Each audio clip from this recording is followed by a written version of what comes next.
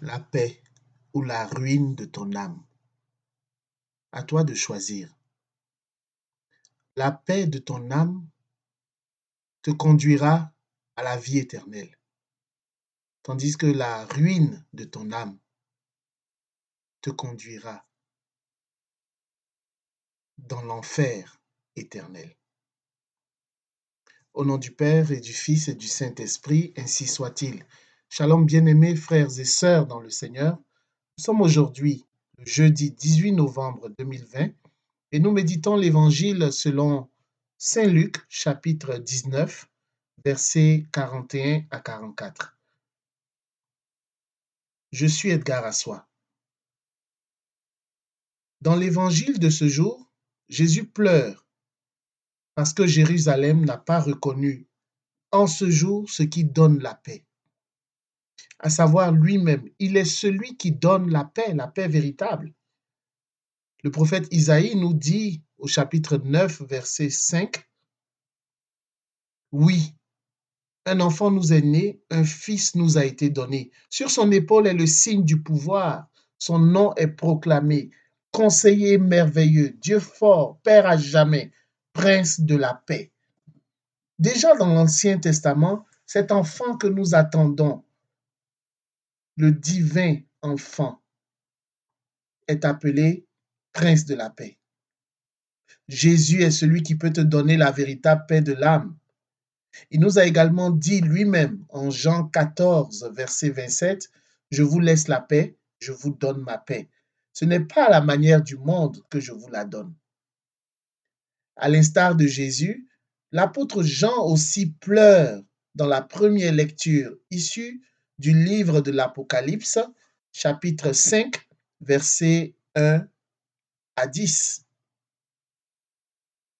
Il écrit, « Je pleurais beaucoup parce que personne n'avait été trouvé digne d'ouvrir le livre et de regarder.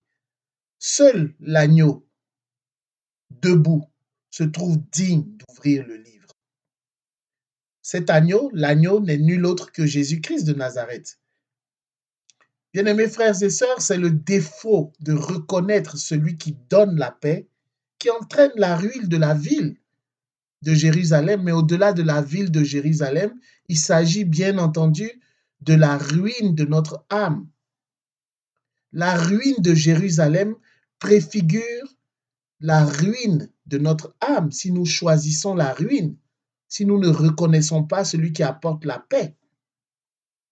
Le jugement qui s'abat sur Jérusalem, qui sera laissé pierre sur pierre, et cela est une évocation de la prise de Jérusalem en 70 par l'armée romaine et la destruction du temple de Jérusalem en 70 après Jésus-Christ. Mais au-delà de cette destruction matérielle physique, il s'agit de la destruction de l'âme.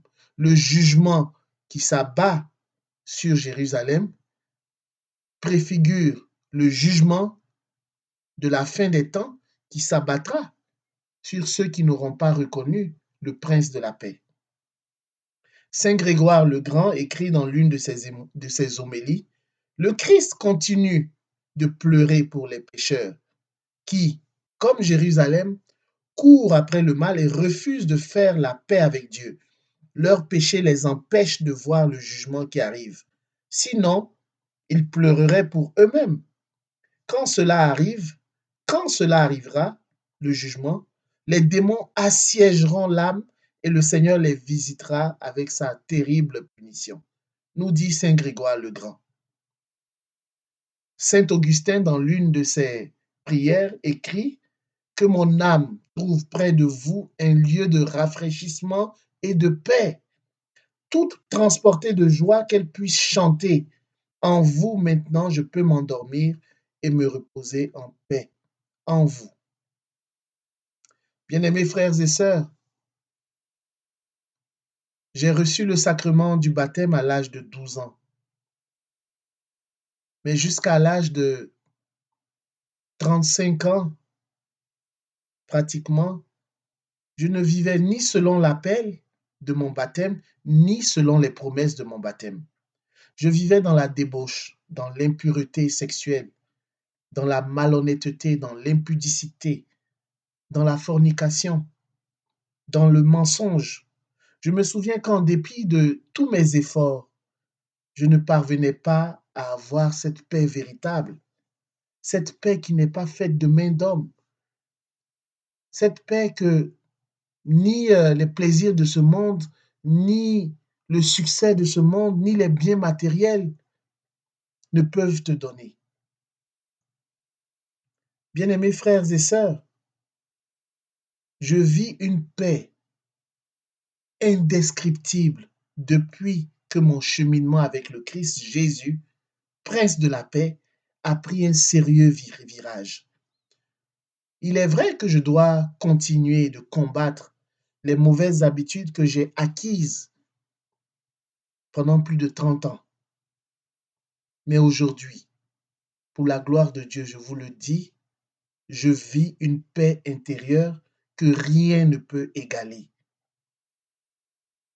Mon Dieu, mon bien-aimé, me fait la grâce de baigner dans cette paix. Ce que je vis, tu peux le vivre toi également. Si ton cœur est troublé par les soucis de ce monde, si ta vie est désordonnée, comme ma vie l'était à un moment donné, si tes efforts semblent t'enfoncer davantage dans le trou, plus tu fournis des efforts, plus tu t'enfonces. Si tu es épuisé par une vie de débauche sexuelle sous toutes ses formes, qu'il s'agisse de la prostitution, de l'infidélité, de la pornographie, de la masturbation, du vol, du mensonge, et j'en passe. Si tu vis de cette manière, tu ne peux même pas dormir en paix durant la nuit parce que ton sommeil est perturbé. Cela signifie qu'il est temps pour toi de reconnaître Jésus-Christ qui est le seul capable de te donner la paix et d'ordonner ta vie. Il est celui qui est capable de mettre de l'ordre dans ta vie. Il pleure en ce moment même parce que tu continues de le rejeter. Lui qui a souffert le plus terrible, le plus cruel des châtiments, qui est mort pour toi et moi et qui est ressuscité. Il te désire. Il veut te séduire, mais tu refuses de te laisser séduire. Nous qui sommes des hommes, lorsque nous courtisons une femme, lorsqu'une femme courtise un homme, peut-être, ou cherche à le séduire et se sent rejetée, cela nous procure de la frustration. Nous ressentons de la frustration, de l'amertume.